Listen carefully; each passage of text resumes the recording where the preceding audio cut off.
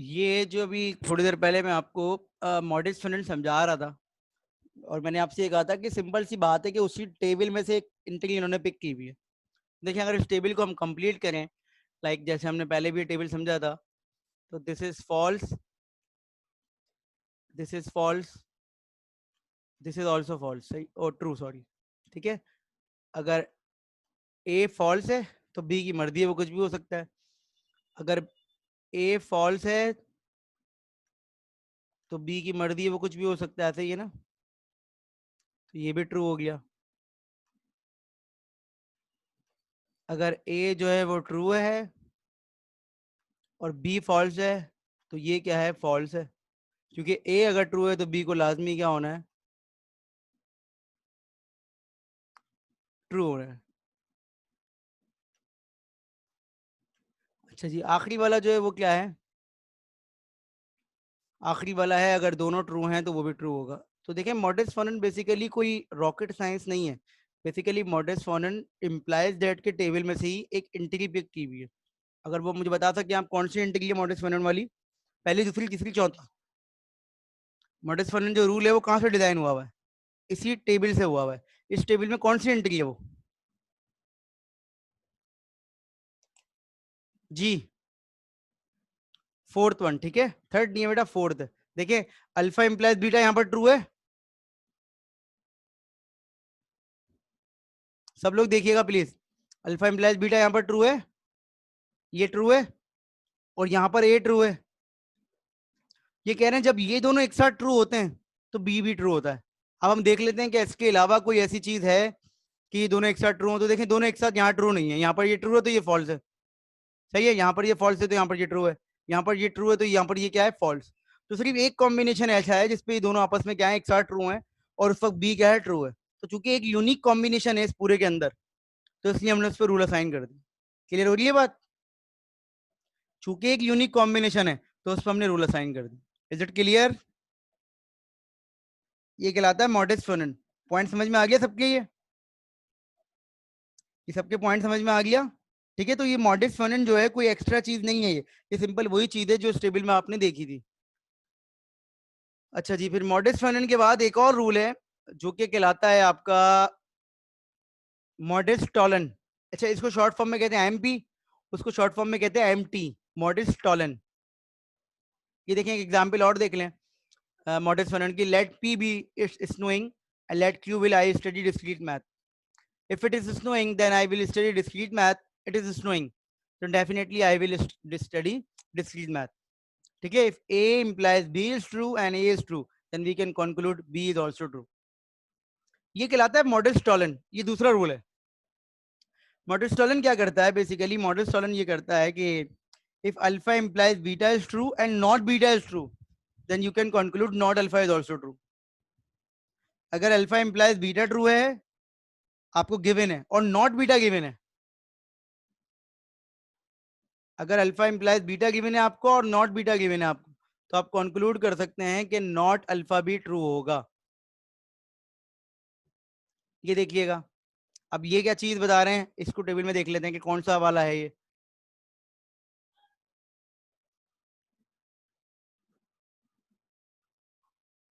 देखिए सबसे पहले ट्रू था, फिर ट्रू था, फिर ट्रू था, ठीक है, फिर ये ट्रू था, ये फॉल्स है, ये ट्रू है, ये ट्रू है, ये ट्रू, ये फॉल्स, ये फॉल्स, ये ट्रू, सॉरी, ये फॉल्स, ये फॉल्स, और ये ट्रू। बताइए मॉडरेट टॉलन कौन से वाले को रिप्रेजेंट कर रहा है, मॉडरेट टॉलन कौन से वाले को रिप्रेजेंट कर रहा है? इफ्रा कह रही है फोर्थ वाले को, बाकी लोग? जी, बाकी क्या क्लास में कोई और मौजूद नहीं है इन दो के अलावा? ये कौन से वाले को रिप्रेजेंट कर रहा है, फर्स्ट सेकंड थर्ड फोर्थ? सामा कह रहे हैं थर्ड को, फोर्थ को कर रहा है, फोर्थ को कर रहा है। बेटा ये देखो कैसे पता चला, देखो अल्फा इंप्लाइज बीटा ट्रू यहाँ पर भी है, यहाँ पर भी और यहाँ पर भी है, लेकिन नॉट बीटा कहाँ है इस वक्त? नॉट बीटा इस वक्त, नॉट बीटा का मतलब है बीटा क्या होना चाहिए, नॉट बीटा ट्रू है तो बीटा का क्या होना चाहिए, नॉट बीटा अगर ट्रू है तो बीटा क्या होना चाहिए, फॉल्स। तो ये बेसिकली इस कॉम्बिनेशन की बात कर रहा है। तो देखें अगेन ये एक यूनिक कॉम्बिनेशन है, जब बी फॉल्स हो और टी क्या हो ट्रू, तो देखें यहाँ पर एक साथ दोनों फॉल्स ट्रू नहीं है। तो इस वक्त हमने इसको कंक्लूड कर लिया कि जब बी फॉल्स होता है मतलब beta false, beta not beta true होता है और ए एम्प्लाइज बी जो होता है वो ट्रू होता है, तो हम ये कह सकते हैं कि अल्फा क्या है इस वक्त, नॉट अल्फा क्या है इस वक्त, ट्रू है। तो सिंपल सी बात है, alpha implies beta true and not beta is true, then you can conclude not alpha is also true. Is it clear? ये दूसरा रूल है आपका। तो इसका मतलब है एक ऊपर वाले पे और एक नीचे वाले पे दो रूल बना दिए, रूल ऑफ इनफेरेंस के, एक मॉडरेट स्टॉलन बना दिया और एक मॉडरेट स्टॉलन बना दिया। इनको हम यूज करते हैं आगे, मैं भी आपको एक्सप्लेन करूंगा, लेकिन पहले दो चीजें और हैं इसमें, वो बता दूं मैं आपको, फिर मैं आपको एक्सप्लेन करता हूँ। देखें, let B it is snowing I will study discrete math, तो हमें गिवन क्या है, if it is snowing and then I will study discrete math, if it is snowing then I will study discrete math, I will not study discrete math. देखें alpha implies beta true given है, alpha implies beta given है true, ऊपर वाली चीज, नीचे क्या चीज given है, नॉट बीटा ट्रू है। ऊपर वाली चीज क्या कह रही है कि अल्फा इंप्लाइज बीटा ट्रू है, और नीचे वाली चीज क्या गिवन है कि नॉट बीटा ट्रू है, इसका मतलब है नॉट अल्फा भी क्या होगा, ट्रू होगा। Is it clear?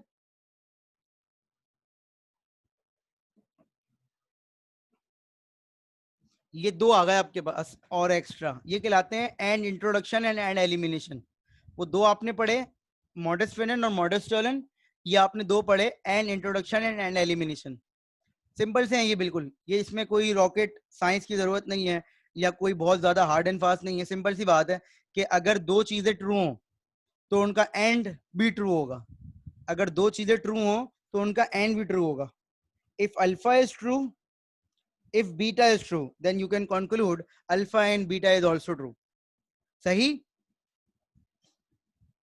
If alpha is true and beta is true, then you can conclude alpha and beta is also true. सही?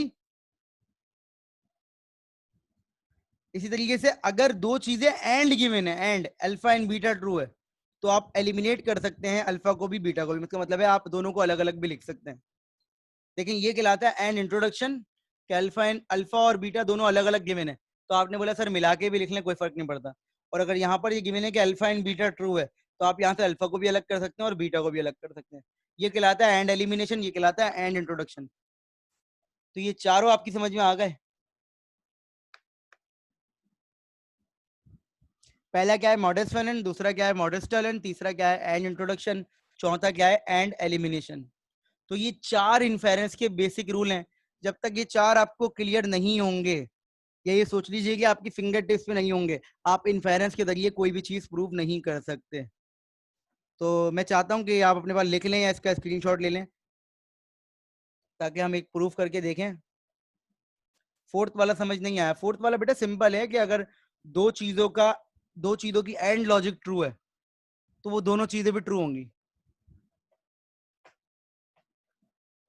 अगर दो चीजों की एंड लॉजिक ट्रू है, तो एंड लॉजिक कब ट्रू होती है? जब सारी चीजें इंडिविजुअल ट्रू हो। तो इसका मतलब है ए भी ट्रू होगा, बी भी ट्रू होगा। आया समझ? अब ये देखिए, हमने एक एक आपको सिनेरियो दिया हुआ है, आपको इन्फेरेंस एग्जाम्पल है, इसको करने का तरीका ये है कि आप जो हैं, आपको कुछ चीजें गिवन होती हैं, और जो चीजें गिवन होती हैं वो आप लिख देते हैं गिवन है, और आपको जो प्रूफ करना होता है टेबल बना लें या टेबल ना बनाएं, स्टेप वाइज करते हैं आप, ताकि जिस चीज को आप यूज कर रहे हैं उस चीज का नंबर मेंशन कर दे कि भाई मैंने इस स्टेप में ऐसे यूज किया है, इस स्टेप में ऐसे यूज किया। आपने प्रूव करना है इसको, और आपके पास गिवन क्या क्या है? आपके पास गिवन है पी एंड क्यू। जो आपको गिवन है उसके अलावा आपके पास अभी कुछ नहीं है, तो आप ये मत सोचिएगा सर यहाँ से तो ये भी मिल गया, यहाँ से। जिस चीज की आपको जरूरत है सिर्फ उस चीज को आप निकालते रहेंगे सिस्टम में से, फालतू चीजों को नहीं निकालेंगे। दूसरी लाइन में आपको गिवन है पी इंप्लाइज आर, और तीसरी लाइन में आपको गिवन है q and r implies s. इसका मतलब है हमें ये नहीं पता, गौर से देखिएगा, हमें यहाँ पर ये नहीं पता कि क्यू ट्रू है या आर ट्रू है, ना हमें ये पता है कि एस ट्रू है। हमें क्या पता है? हमें ये पता है कि q and r implies s true है। ये पॉइंट समझ में आया?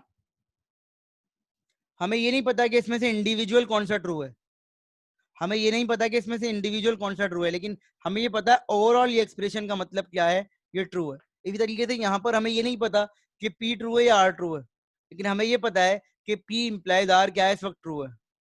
इसी तरीके से ऊपर ऑल्दो कि हमें पता है कि P एंड Q का मतलब है दोनों ही ट्रू है, लेकिन फिलहाल हमारी स्क्रीन पे जो लिखा हुआ है उसमें कहीं पर भी ये नहीं लिखा हुआ कि P ट्रू है या Q ट्रू है, लेकिन हमें क्या गिवन है कि P एंड Q ट्रू है।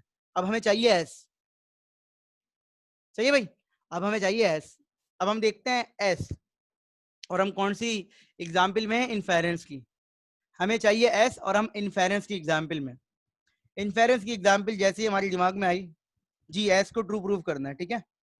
इन्फेरेंस की एग्जाम्पल जैसे ही हमारे दिमाग में आई, तो हमने बोला भाई इन्फेरेंस में तो 4 रूल होते हैं, वो 4 रूल हमने अपने दिमाग में फौरन याद किए। तो 2 थे, मॉडस फर्नेंड मॉडस टोलन, और एक था एंड इंट्रोडक्शन, और एक था एंड एलिमिनेशन।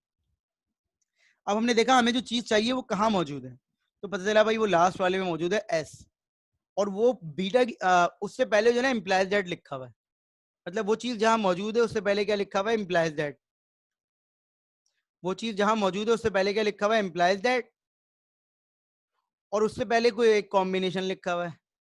अब फौरन हमारे दिमाग में आया कि भाई इम्प्लाइज दैट जब आता है तो 2 ही रूल है इन्फेरेंस के अंदर, एक क्या है मॉडस फर्नेंड मतलब MP, और दूसरा क्या है मॉडस टॉलन। हमें वो जो चीज चाहिए वो बीटा की जगह पे लिखी हुई है, और उससे पहले इम्प्लाइज दैट लगा हुआ है। इसका मतलब है S अलग हो ही नहीं सकता जब तक मॉडस फर्नेंड या मॉडस टॉलन में से कुछ ना लग जाए। ऐसा ही है ना, ये पॉइंट समझ में आ रहा है। S जब तक अलग नहीं हो सकता जब तक मॉडस फर्नेंड या मॉडस टॉलन में से कोई चीज ना लग जाए। ये पॉइंट समझ में आ रहा है कि S कैसे पता चला भाई मॉडस फर्नेंड मॉडस टॉलन, क्योंकि उससे पहले हमारे पास क्या लगा हुआ है, इम्प्लाइज दैट। हमने कहा भाई इम्प्लाइज दैट लगा हुआ है। अच्छा, फिर हम वापस चलते हैं पीछे, और हमने कहा भाई मॉडस फर्नेंड मॉडस टॉलन में एक रूल है जो बीटा निकाल के देता है, सॉरी एक रूल है जो बीटा निकाल के देता है। हमें इस वाली एग्जाम्पल में क्या चाहिए, बीटा चाहिए। नहीं हो सकता बेटा अलग, कैसे होगा आप मुझे बताओ, कैसे अलग करूंगा मैं इतनी देर से क्या कहानी सुना रहा हूँ, कैसे डायरेक्ट थोड़ी लिख सकता हूँ। मुझे थोड़ी गिवन है कि ये Q एंड R और S अलग अलग गिवन है। अगर मुझे लिखा होता यहाँ पर फोर्थ में S, तो मैं कहता S तो गिवन है, मालूम ही नहीं करना।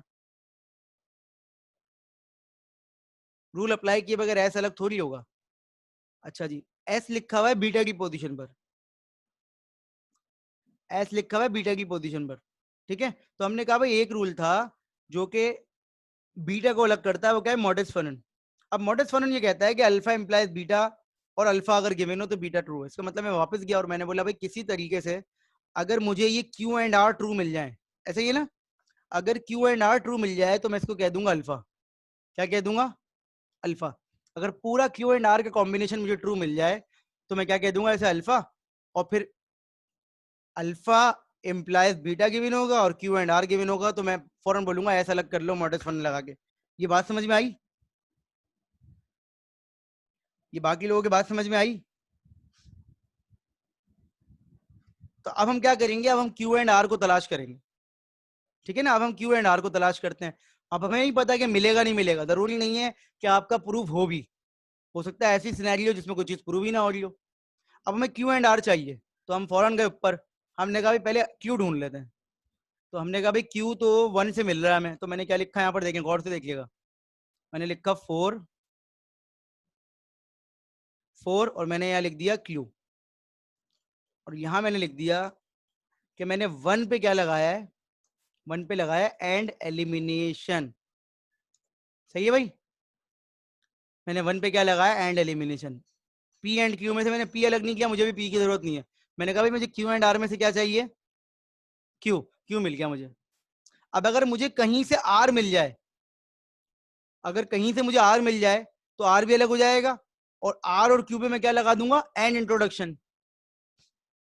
मुझे अल्टीमेटली क्या चाहिए, Q एंड R। अभी R नहीं है मेरे पास, अब Q मिल गया, अब मैं R ढूंढता हूँ। समझ में आई बात कि मैं R क्यों ढूंढ रहा हूँ, कि मुझे पूरा कॉम्बिनेशन बनाना है। तो अब मैं R ढूंढता हूँ। वापस चलते हैं, अब क्वेश्चन एस वाला कहीं दूर हो गया है। अब मेरी पहली फिक्र क्या है, R। मेरे पहला टॉपिक क्या है, R, कि मुझे R मिल जाए कहीं से। अब मैं देखता हूँ R कहाँ लिखा हुआ है, तो देखिए R लिखा हुआ है यहाँ पर। बिल्कुल वो बताता हूँ बेटा मैं आपको, ठीक है साथ, बिल्कुल सही कह रहे हैं आप, ठीक है।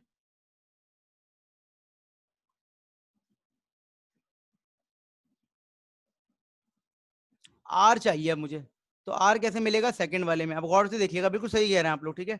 आर है सेकंड वाले में, लेकिन आर से पहले क्या लिखा हुआ है? Implies that. इसका मतलब है आर सिंपली अलग नहीं हो सकता, आर पे कोई ना कोई मॉडस फलन या मॉडस फलन लगेगा। सही है। अब आर से पहले क्या है? आर से पहले क्या है? पी। तो मुझे पी लाजमी चाहिए होगा, तो मैंने क्या लिखा? मैंने कहा भाई मैं पी चाहिए। अब मैं पी ढूंढता हूँ तो पी 1 में लिखा हुआ है, तो मैंने यहाँ पर क्या किया? मैंने लिखा भाई 5 स्टेप, और मैंने यहाँ लिख दिया कि मुझे क्या चाहिए? पी।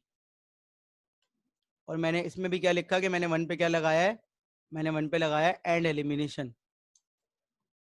अब देखिए, जब मुझे जरूरत पड़ी पी की तो मैंने उसको अलग किया है। शुरू में ही मैंने अलग नहीं कर दिया कि भाई पी तो चलो अलग कर ही लो, नहीं। जब मुझे जरूरत पड़ी मैंने पी को तब अलग किया। ये पॉइंट समझ में आ गया? दोनों दोनों पॉइंट समझ में आ गए? अब मुझे बताइए 5 और 2 पे कोई रूल लग सकता है क्या? 5 और 2 पे कोई रूल लग सकता है? मुझे क्या चाहिए था? आर। तो मैं देखें, मैं यहां पर लिखता हूं 6, और मैं लिख देता हूं यहां पर कि भाई मैंने 2,5 पे क्या लगाया? मॉडस फलन। मैंने 2,5 पे क्या लगाया? मॉडस फलन। देखें, if alpha implies beta is true and alpha is true. दोबारा देख लिया, if alpha implies beta is true. बेटा 1 मिनट दे दे मुझे, ये फर्स्ट वाला रूल है। If alpha implies beta is true and alpha is true. If alpha implies beta is true and alpha is true. देखिए, जब तक आपको ये चारों रूल याद नहीं होंगे ना, तो मेरे कहने से सिर्फ यकीन नहीं होगा। मैंने इसलिए कहा था स्क्रीनशॉट ले लें उसका, या कॉपी में लिख लें अपने पास, ताकि आपके पास लिखे हुए हो सामने। Alpha implies beta is true and alpha is true, then beta is also true. तो यहां से मैं आर को सक्सेसफुली अलग कर सकता हूं। क्लियर हो गई बात? देखें, if alpha implies beta is true and alpha is true, then we can conclude beta is also true. तो यहां से आर अलग हो गया। अब मुझे बताइए नेक्स्ट स्टेप मेरा क्या होना चाहिए बेटा? 7 स्टेप क्या होना चाहिए? कौन बताएगा? 7 स्टेप क्या होना चाहिए? मैं अपने आंसर की तरफ जाना चाह रहा हूँ, फालतू काम नहीं करूंगा मैं।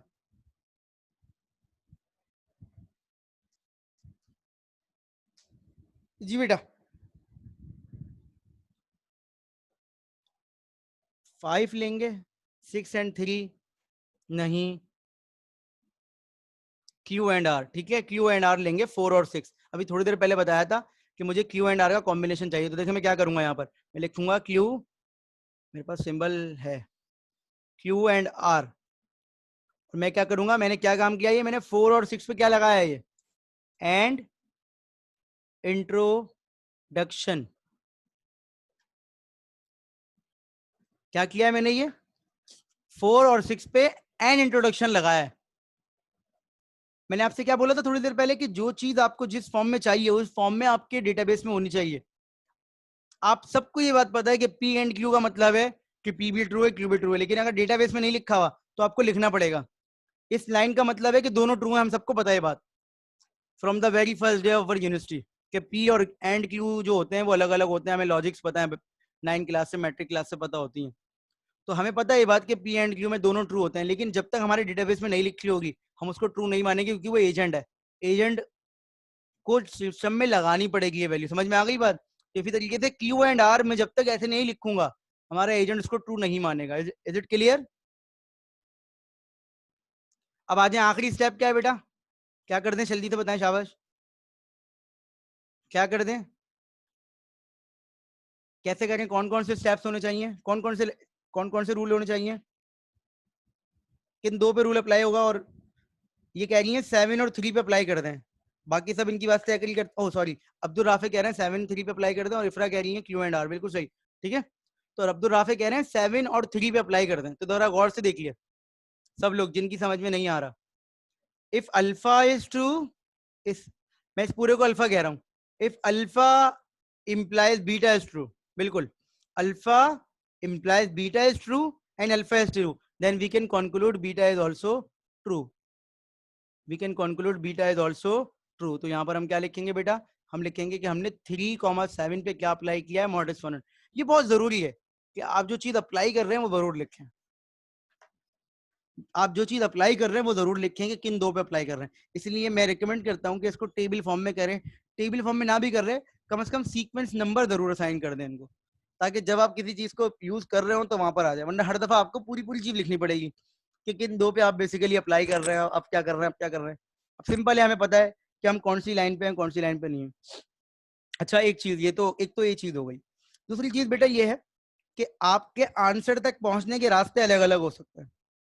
हो सकता है कोई स्टूडेंट पहले पी को निकाल लेता, क्लियर हो रही है बात, फिर आर निकाल लेता, फिर क्यू एंड आर निकाल लेता, सबसे आखिर में क्यू निकालता। क्लियर हो रही है बात, मतलब क्यू एंड आर से पहले क्यू निकालता। तो आपके स्टेप्स अलग अलग हो सकते हैं, लेकिन अननेसेसरी नहीं होने चाहिए। इस क्वेश्चन में कोई चीज अननेसेसरी नहीं है अभी तक हमने जो किया है। लेकिन फर्ज करें आप क्यू निकाल लें और क्यू की जरूरत नहीं है, आपने क्यू अलग कर लिया और आपको क्यू की जरूरत ही नहीं थी, फर्ज कर लीजिए, तो ये चीज जो है इररेलेवेंट हो जाएगी। हम ये इन्फेरेंस इंजन बना ही इसीलिए रहे हैं कि जिस चीज की जरूरत है उसी चीज को हम क्या करें, समझ सकें। ये जो आपने काम किया है ये कहलाता है फॉरवर्ड चेकिंग। इन्फेरेंस में जो ट्रिक यूज की है कहलाती है फॉरवर्ड चेकिंग, क्योंकि आप फॉरवर्ड जा रहे हैं, आप अपने डेटाबेस से कहाँ जा रहे हैं, आंसर की तरफ जा रहे हैं। ठीक है, कोई सवाल है इसमें तो बता दीजिए, इसका सॉल्यूशन स्क्रीन पे मौजूद है, मैं अभी आपको दिखा देता हूँ। ये देखिएगा, देखिए इन्होंने पहले पी निकाला, फिर आर निकाला, फिर क्यू निकाला, फिर क्यू एंड आर निकाला, फिर ये निकाल दिया। ठीक है, तो आपके स्टेप्स आगे पीछे हो सकते हैं, इट्स नॉट अबाउट दैट, लेकिन आंसर आपका आना चाहिए। ठीक है, तो इसे सॉल्व कीजिए, शाबाश, कोशिश कीजिए इसे सॉल्व करने की।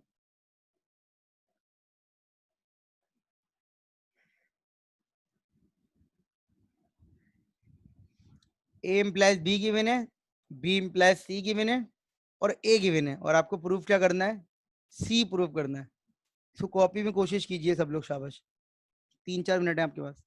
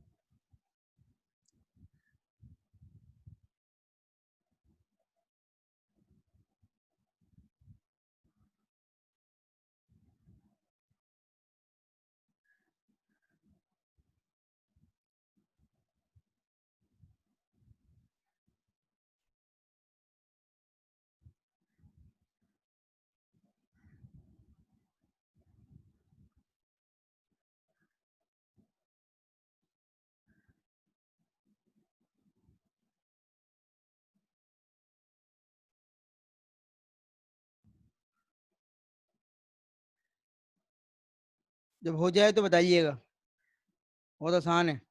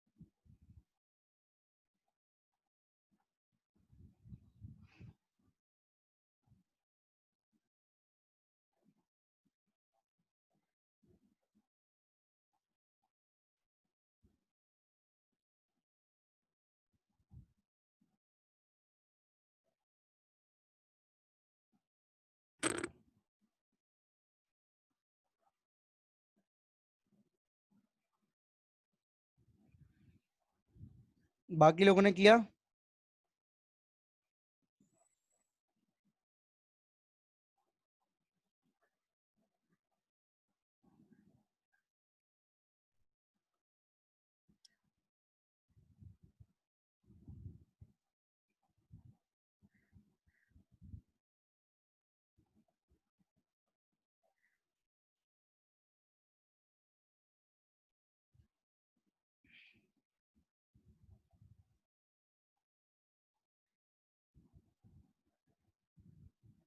बेटा बहुत ही सिंपल सा है ये। जिनसे नहीं हो रहा वो सोचिए कि क्यों नहीं हो रहा उनसे। लॉजिक लगाइए वही वाली जो मैंने बताई है कि जो आंसर चाहिए उससे बैक पे जाइए। देखें अगर हम इसको सॉल्व करें, कर लिया होगा आप सबने, मैं भी कर देता हूँ। तो सबसे पहले आपने देखा कि आपको सी चाहिए, तो सी के लिए आपको क्या चाहिए, बी। और बी के लिए आपको क्या चाहिए, ए। ए आपको गिवन है। सी के लिए आपको चाहिए बी, बी के लिए आपको क्या चाहिए, ए। तो आपने कहा सबसे पहले मैं 1 और 3 पे मॉडस्ट फंक्शन लगा रहा हूँ और मुझे वहां से क्या मिल गया है, 4। 4 आपका आ गया है और आपने क्या लगाया है, वहां से आपको मिला है कैपिटल बी। और आपने लगाया 1 और 3 पे एम पी। ये बात समझ में आ गई। 1 और 3 पे आपने एम पी लगाया तो आपको क्या मिल गया, मॉडस्ट फंक्शन। देखें 1 और 3 पे आपने एम पी लगाया तो आपको क्या मिल गया, मॉडस्ट फंक्शन की मदद से बी। अब आपके पास बी आ गया सिस्टम में। अब आप आए और आपने बोला बी आ गया, तो सर बी 4 और 2 पे, 4 और 2 पे हम क्या लगा रहे हैं, मॉडस्ट फंक्शन दोबारा से। तो हमें क्या मिल गया, सी। 4 और 2 पे हम क्या लगा रहे हैं, मॉडस्ट फंक्शन दोबारा से। तो हमें क्या मिल गया, सी। क्लियर हो गई ये बात, सही है। तो इसमें ये जो मुझे कह रहा था अभी कि हाफ हुआ है, उसमें क्या है बताए मुझे, इतना सिंपल से तो है। क्लियर हो गई बात।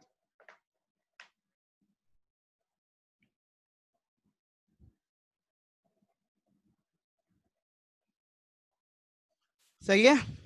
अच्छा जी, एक और देख लीजिए एग्जाम्पल। ये देखिए, ये एग्जाम्पल वही है, सॉल्व हुई हुई है, ठीक है। ये इसका सॉल्यूशन भी मौजूद है स्क्रीन पे। अब ये देखिए, ये शाबाश कीजिए। इसको देख के आपने परेशान नहीं होना, ये बहुत सिंपल सी है, लेकिन वही वाली बात है कि एक दफा स्टार्ट करें इसको, शाबाश। ये आप जितनी भी एग्जाम्पल कर रहे हैं, ये आप कर रहे हैं इनफेरेंस की।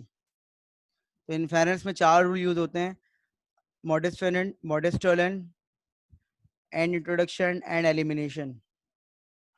इसको कीजिए शाबाश। स्क्रीन पे आपके आ रहा है। तब तक मैं आपका लेक्चर अपलोड कर दूं पुराना वाला।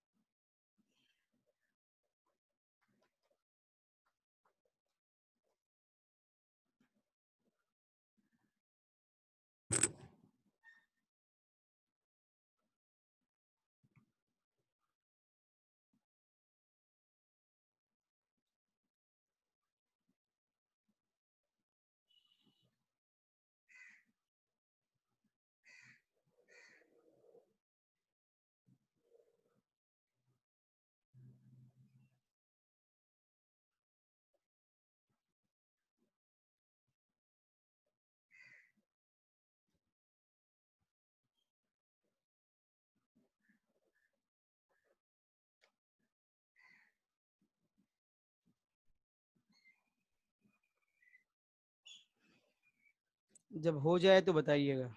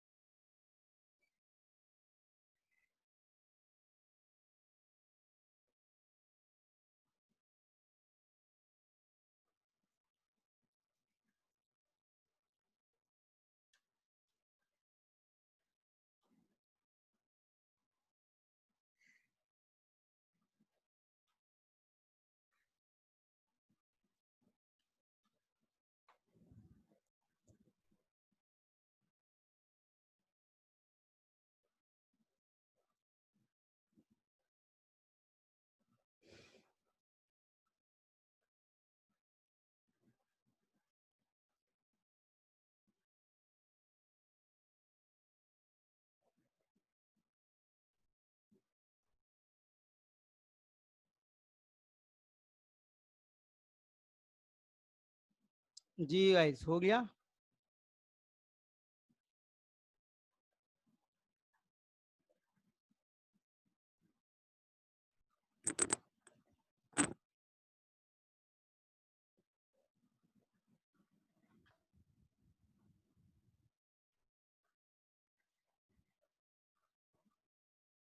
बाकी लोग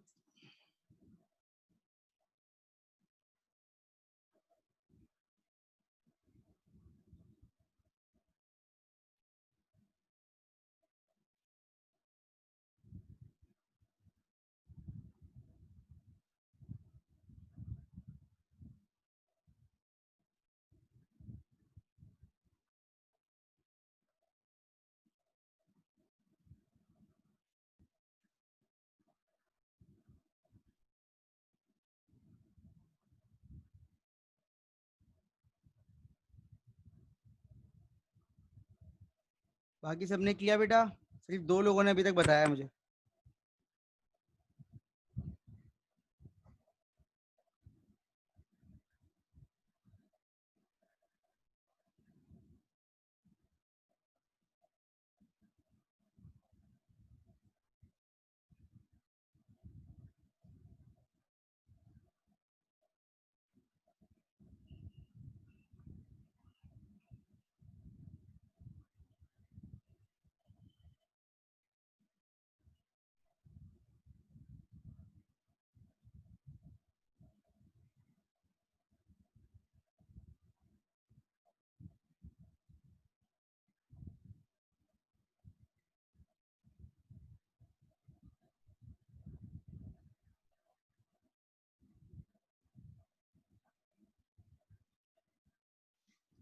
ये देखिए भाई, ये इसका सॉल्यूशन है।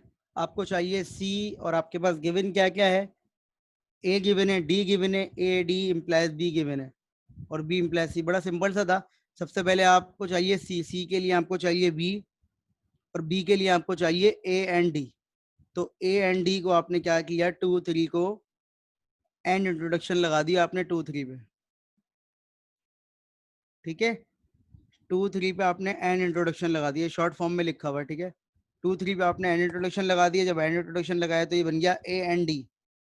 और जब ए एंड डी आ गया तो 1 और 4 पे आपने लगा दिया मॉडेस्ट फंड। 1 4 पे जो आपने मॉडेस्ट फंड लगाया तो ये बन गया A D, A and D implies beta is true and A and D is true, then we can conclude B is also true. D आ गया। 1 और 5 पे आपने MP लगा दिया, और फिर 6 और 4 पे आपने दोबारा से क्या लगा दिया, मॉडेस्ट फंड। तो आपको दोबारा से क्या मिल गया, C मिल गया। तो ये कुछ एग्जाम्पल थी मॉडेस्ट फंड की। ठीक है, अच्छा ये बताइए कि प्रोजेक्ट अपलोड कर दिया है सबने?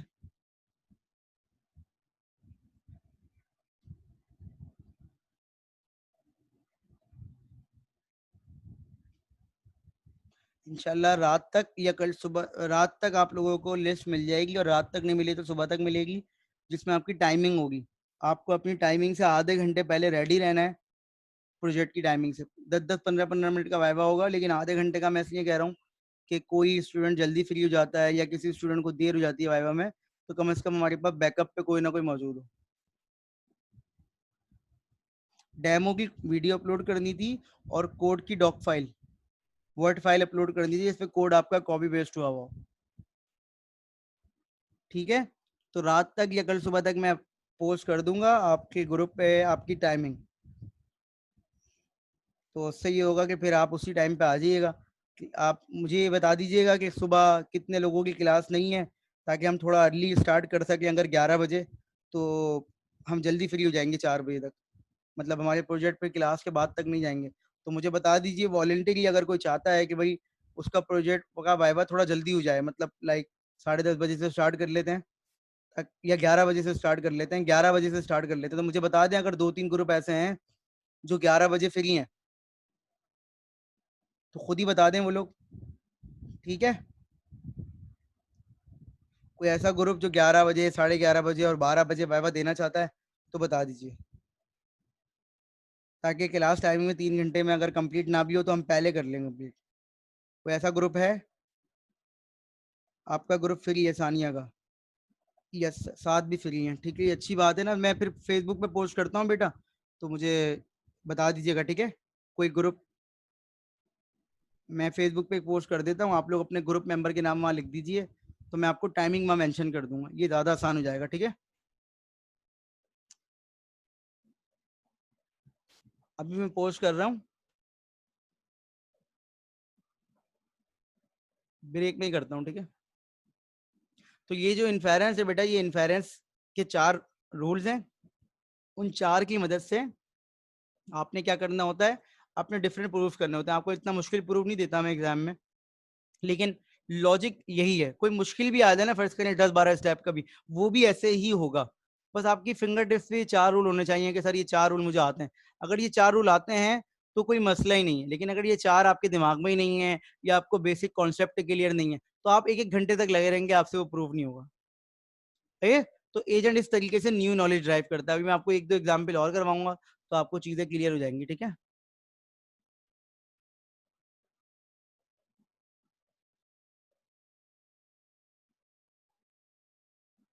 कोई सवाल है यहाँ तक तो पूछ लीजिए। इसके बाद हम स्टार्ट करेंगे रेजोल्यूशन, लेकिन उससे पहले मैं एक एग्जाम्पल और करवाऊंगा आपको। ये ये एक एग्जाम्पल है।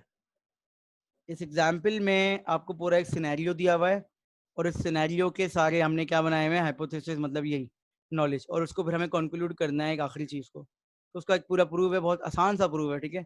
तो मैं आपको अगेन ब्रेक के बाद ही बताऊंगा, लेकिन ये है कि मैं फिर रिपीट कर रहा हूँ कि इन्फेरेंस अलग चीज है, ये भी इन्फेरेंस की एग्जाम्पल है, और रेजोल्यूशन अलग चीज है। तो अगर पेपर में आता है इन्फेरेंस से करना है, तो ये 4 रूल आपके दिमाग में।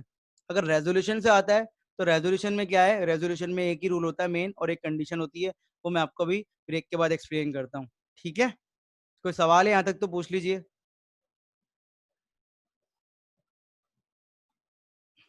कोई भी सवाल है तो पूछ लीजिए।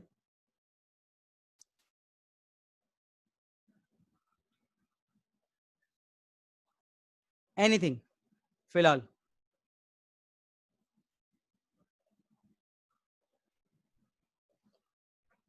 चलें ठीक है फिर, 10 साढ़े 10 बजे हम लोग मिल रहे हैं दोबारा, 10:30।